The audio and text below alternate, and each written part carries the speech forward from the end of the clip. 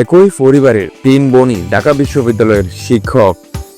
চট্টগ্রামের মিরসরাই উপজেলার কাদের বক্স বুঞ্জাবাড়ি থেকে উঠে আসা তিন বোন উপমা কবির, শৈলী কবির ও মিথা কবির বর্তমানে ঢাকা বিশ্ববিদ্যালয়ের কম্পিউটার বিজ্ঞান ও প্রকৌশল বিভাগে শিক্ষকতা করছেন।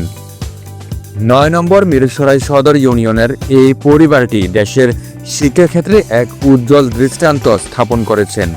তিন বোনই একই বিভাগে শিক্ষক হিসেবে দায়িত্ব পালন করায় এটি একটি ব্যতিক্রমী ও অনুপ্রেরণাদায়ী ঘটনা। তাদের বাবা আহমদ কবিরও ছিলেন ঢাকা বিশ্ববিদ্যালয়ের একজন সম্মানিত শিক্ষক। মা নীলুফার বেগমও দীর্ঘদিন শিক্ষকতা করেছেন এবং বর্তমানে ঢাকা সিটি কলেজের অবসরপ্রাপ্ত অধ্যাপক। শিক্ষার প্রতি অগাধ শ্রদ্ধা ও পারিবারিক মূল্যবোধ থেকেই এই তিন বোনের এমন অসাধারণ পদচলা। শিক্ষকতায় সমগ্র পরিবার নিবেদিত থাকায় মিরসরাইবাসীর কাছে তারা এখন গর্ব ও অনুকরণীয় এক নাম।